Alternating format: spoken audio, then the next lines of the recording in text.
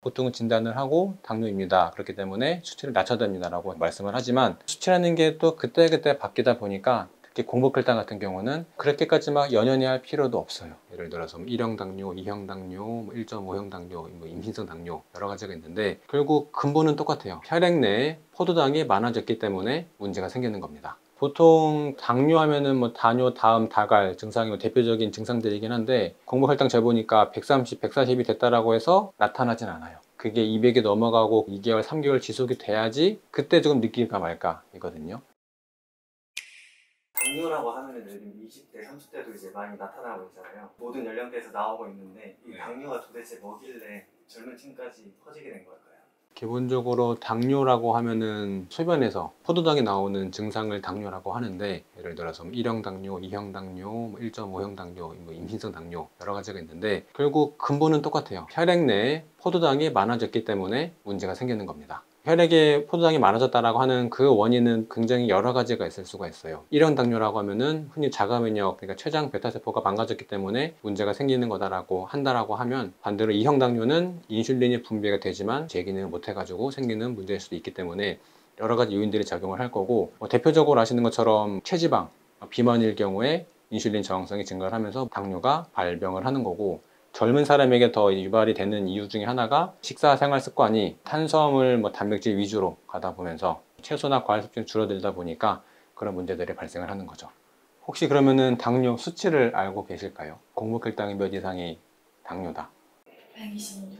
네, 그렇죠. 126 이상이 당뇨고 100, 126 사이가 당뇨 전 단계라고 했을 때, 그럼 반대로 당월색소는 몇 이상의 당뇨인지 알고 계시나요? 5.7 이상이 전 단계.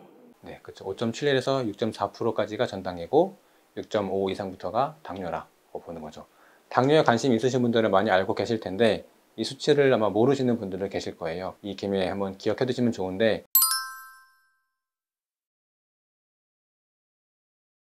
이게 수치를 가지고 보통은 진단을 하고 당뇨입니다. 그렇기 때문에 수치를 낮춰야 됩니다 라고 말씀을 하지만, 수치라는 게 또 그때그때 바뀌다 보니까 특히 공복혈당 같은 경우는 그렇게까지 막 연연히 할 필요도 없어요. 당월색소야 뭐 최근 3개월간의 평균 수치다 보니까 변화가 거의 없겠지만, 공복혈당 같은 경우는 하다못해 내가 전날에 식사를 조금 많이 했거나 과식했거나 단백질을 좀 많이 먹었거나 밤새 혈당이 안 떨어지면서 다음날 아침에 공복혈당이 높게 나타나는 경우도 있다 보니까, 물론 그게 지속이 돼가지고 인슐린까지 맞고 계시는 분들은 조금 더 디테일하게 관리를 해야 되겠지만, 공복혈당이 재보니까 110 몇이 나왔어, 혹은 130 몇이 나왔어 라고 했을 때 그 한 번, 두 번 잰 거를 가지고 당뇨 전 단계다, 당뇨다라고 하기에는 조금 애매한 감이 없잖아 있어서, 한번 높게 나왔다라고 하면은 내가 평상시에 혈당 관리가 좀 안 됐었구나 경각심을 가지고 계시는 게 좋을 것 같아요.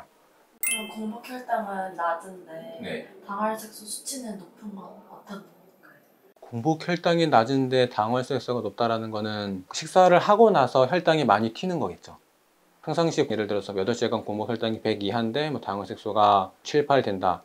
그런 분들은 보통 많지는 않아요. 공복혈당이 100 이하로 유지가 되면서 당월색소가 그 공복혈당에 따라 같이 가거든요. 단순히 그냥 공복혈당이 낮은데 당월색소가 높은 경우는 많진 않지만, 만약에 그런 경우가 있다라고 하면은 평상시엔 괜찮지만 식사할 때 조금 식사량이 많다거나 조금 자주 드신다거나 그럴 경우에 높아질 수는 있겠죠. 비만일 경우에는 인슐린 저항성이 높아지다 보니까 혈당이 잘 안 떨어지면서 문제가 생길 수도 있고요. 질 때마다 높게 나오는데 증상은 계속 없어요. 그것도 이제 관리를 해야 되는 건가요? 혈당 수치는 높은데 자각이 없다는 걸까요? 자각도 없고 네. 증상도 안 나타나요. 근데 그게 높은 지가 꽤 오래됐다. 그러니까 보통 당뇨 하면은 다뇨, 다음, 다갈 증상이 대표적인 증상들이긴 한데, 이게 생각보다 공복혈당 재보니까 130, 140이 됐다라고 해서 나타나진 않아요.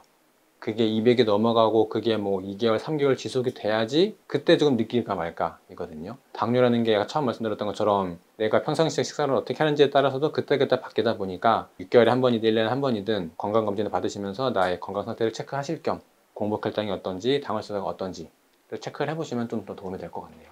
당뇨이신 분들이 꽤 많을 거예요. 본인이 검사를 안 해봐서 당뇨인지를 모르시는 분들이 많겠지만, 실제로 검사를 해보시면은 당뇨 수치에 해당하는 분들이 점점 늘어나고 있거든요.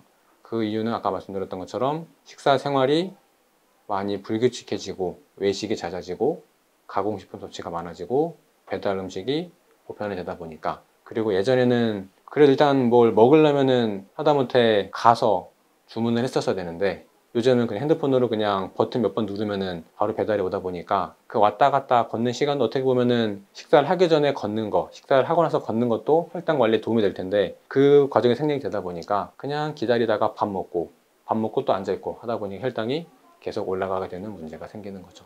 물도 그렇고 항상 사이드로 음료수가 곁들여져 있다 보니까 문제가 되는 거고, 저도 예전에 CGM 테스트 하려고 라면을 먹어봤을 때랑 거기서 서비스로 주셨던 게 그 포도맛, 웰치스요. 웰치스를 같이 먹었을 때 비교를 해보니까 그냥 라면만 먹었을 때는 이미 그것도 190 거의 넘어가는데, 같이 먹으니까 200이 그냥 넘어가요. 네, 그만큼 식사를 하실 때 어떤 거를 같이 드시는지도 영향이 조금 있다. 그래서 제가 채소를 꼭 같이 드시라고 말씀을 드리는 거고요. 제로 음료 많잖아요. 제로는 괜찮은가요? 제로 음료요.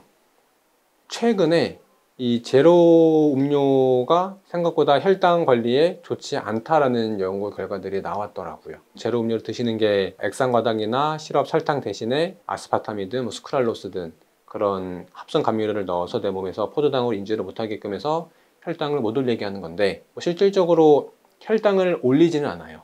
근데 혈당을 내 몸이 일단 단계 들어왔기 때문에 내 몸이 인지를 하고 인슐린을 또 분비를 하게 된단 말이에요. 인슐린 저항성 측면에서는 좋지 않고, 그리고 또 제로콜라나 그런 것들이 생각보다 단맛에 대한 역체를 많이 올려요.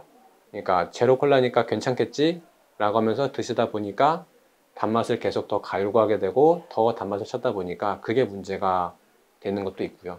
물론 아예 안 먹는 게 좋긴 하지만요. 맛도, 그리고 이거 뭐 개인적인 취향일 수 있지만 제로 음료의 맛이 썩 좋진 않더라고요. 끝맛이 좀 씁쓸한 맛, 그것 때문에 별로 좀 안 좋아해요. 본인에게 맞는 이제 녹즙이나 네. 한약을 복용하면은 혈당이 조금 덜 올라가게 될까요? 녹즙이랑 달인물을 섭취를 하기 때문에 혈당이 뭐 올라간다는 아닐 거고요. 보통 혈당이 올리는 거는 채소보다는 과일이 어떻게 보면 과당이 들어있기 때문에 혈당을 올릴 가능성은 있지만, 녹즙을 주로 짜서든 갈아서든 만드는 녹즙이랑 달인물도 재료에 따라서 혈당을 좀 올릴 수는 있을 거예요. 근데 일반적인 음료수나 그런 것들과 비교했을 때는 크게 영향은 없을 거고요. 그러다 보니까 당뇨를 앓고 계시는 분들도 녹즙이랑 달인물은 그냥 마음 놓고, 녹즙은 하루에 200ml씩 그럼 400ml, 혹은 많게는 200ml씩 3번 600ml를 드셔도 전혀 문제가 없고, 달인물도 안심하고 드셔도 돼요. 액체류를 많이 먹는데도 괜찮을까요? 액체류를 많이 먹는, 물론 그것도 식사 사이에 잘 피해서 드시면은 전혀 문제가 없을 것 같아요. 아마 그게 여쭤보신 관점이 혈당, 그러니까 당뇨라는 게 식사할 때 하고 먹지 말을 때 먹지 말고 텀을 두는 것 때문에 말씀하신 것 같은데, 그런 관점에서 봤을 때도 당뇨이신 분들을 떠나서 일반 환자분들도 녹즙 달인물은 식간에 무조건 드시게끔 말씀을 드리고, 그렇게 했을 때 조금 더 몸이 회복이 빨리 되는. 그럼 이제 당뇨에 좋다는 음식들 중에 반대 타입을 드실 경우에는 혈당이 더 올라갈 수 있나요? 더 올라갈까요? 덜 올라갈까요? 더 올라가지 않을까요? 그것도 좀 종류에 따라 다른 것 같아요. 그러니까 같은 EBM에서 만든 M타입 도시락, S타입 도시락을 가지고 좀 테스트를 해보고 싶었는데, 아무래도 제가 S타입 도시락은 썩 먹지를 못하겠더라고요. 그러니까 뭔가 생선도 그렇고 이미 M타입이다 보니까 토마토 케찹 맛이나 조금 살짝 매콤한 맛이나 그런 것에 익숙해졌다 보니까 S타입 거는 그게 썩 이게 손이 안 가더라고요. 그래서 테스트를 못 해봤는데, 한 가지 해본 거는 아까 말씀드린 라면인데, 어떻게 보면 라면은 S타입 쪽에 가깝잖아요. 밀가루니까. 라면은 제가 타입에 맞는 도시락을 먹었을 때보다 더 많이 올라갔어요.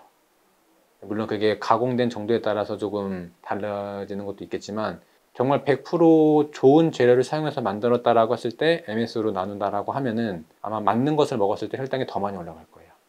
그리고 혈당이 안 맞는 거 먹었을 때는 좀 덜 올라갈 거고요. 그러니까 올라가는 거는 맞는 게 더 올라갈 거고요. 반대로 떨어지는 거는 안 맞는 게 조금 더 오래 걸릴 거예요. 그래서 보통 이제 내가 좋아하는 사람을 만났을 때는 모든 내 속에 있는 이야기를 다 하는 반면에, 내가 조금 싫어하는 사람을 만나면 아무래도 말을 덜 하게 되잖아요. 음식도 똑같아요. 내가 먹었을 때 정말 나한테 맞는 식품이면은 먹었을 때부터 소화수가 잘 분비가 되면서 혈당이 빨리 올라갔다가 빨리 떨어지겠지만, 안 맞는 걸 먹으면은 그만큼 소화수도 좀 덜 분비가 되면서 혈당도 조금 덜 올라가고 또 떨어지는데 오래 걸릴 거예요. 그러면 이제 혈당이 많이 안 올라가니까 차라리 안 맞는 거를 먹어도 되지 않을까라고도 여쭤보실 수도 있겠지만, 저희가 보는 거는 이제 올라가는 것보다 얼마나 빨리 떨어지는지가 더 중요하거든요. 그래서 무조건 혈당 관리를 하셔야 된다라고 하면은 내 몸에 맞는, 타입에 맞는 식사를 하시는 게 중요하다라고 보시는 게 맞을 것 같아요. 타입 맞는 것과 맞지 않는 것 네. 둘 다 계속 먹고 수면이나 스트레스, 운동, 생활만 고치면 되지 않을까요? 그러니까 아무것도 안 하시는 분보다는 관리가 안 되진 않겠죠. 근데 여기 오신 분들을 보면은 식사는 나름 건강하게 하시고 계시는데도 관리가 안 되시는 분들도 있어요. 그런 분들을 보면은 일단 포도당이라는 게 일단 내가 먹는 음식을 통해서 만들어지는 거다 보니까 음식을 잘 지키지 않으면서 나머지를 해보시겠다.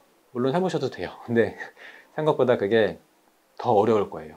어렵다는 게 내가 평상시에 좋아하던 음식을 못 먹는 그 고충과 식사하고 나서 매일 15분, 20분, 30분 걷고 운동하고 그렇게 관리하는 거를 비교했을 때 뭐가 더 쉽냐라고 했을 때 제가 봤을 때는 후자는 좀 못하더라도 식사 관리가 조금 더 수월하지 않을까가 제 개인적인 생각이긴 해요. 그리고 입맛이라는 게 생각보다도 금방 바뀌기 때문에 한 2, 3주 지나면은 혀가 많이 바뀌거든요. 그래서 처음 한 달이 힘들지 그것만 잘 넘어가고 2, 3개월 지나면서 습관이 잡히면은 그게 더 수월하지 않을까 싶어요. 어떤 게 있어요? 가장 좋은 운동이요. 그분의 건강 상태나 여러 가지를 고려를 해야 되겠지만 가장 먼저 떠오르는 거는 뭐 스쿼트나 식사 후에 15분, 20분 걷는 거. 일단 하체를 좀 많이 쓰는 게 좋아요. 상체 하체를 나눴다라고 하면은 하체에 거의 60%, 70% 근육이 몰려 있으니까 하체를 좀 더 많이 쓰는 운동, 걷기나 스쿼트나 그런 것들 하시면은 조금 더 혈당 관리에 도움이 되실 거다라고 보시는 게 맞을 것 같아요. 근데 그것도 못 하시는 분들이 많다 보니까 스쿼트 하려 5분, 10분만 해도 괜찮거든요. 근데 그걸 못 하시는 분들도 있고 아마 근육은 조금 키우면서 포도당도 잘 쓰이면서 혈당 관리가 좀 되지 않을까 싶어요. 당뇨병 약을 먹게 되면 고지혈증이나 고혈압이 생길 수 있다는데 맞는 말인가요? 당뇨약을 복용하기 때문에 고지혈증, 고혈압이 생긴다라기보다는 당뇨약을 복용을 한다라는 거는 애초에 그분이 식사와 생활 그런 관리가 안 되었던 분이고, 물론 사람마다 달라요. 당뇨, 고지혈증, 고혈압, 비만했을 때 뭐가 먼저 발현되는지는 사람마다 다르기 때문에 알 수는 없지만 어쨌든 뭐가 발현이 됐다라고 하는 거는 나머지도 발현이 될 그 여지가 있는 거거든요. 그래서 단순히 당뇨약을 먹어서 나머지 질환이 생겼다라기보다는 당뇨가 유발될 식사와 생활을 하고 계셨기 때문에 당뇨가 유발이 된 거고, 또 부수적으로 그 다음 단계로 나머지 질환들도 그냥 나타났다라고 보시는 게 맞을 것 같아요. 당뇨인데 네. EBM 센터 오면은 완치될 수 있나요? 그분이 어떻게 하시는지에 따라 달려 있어요. 그러니까 원론적인 답변이긴 하지만 약을 처방하는 거면은 그분이 실천을 잘 하시든 못 하시든 약을 처방해서 인슐린을 맞아서 수치는 조절이 되겠죠.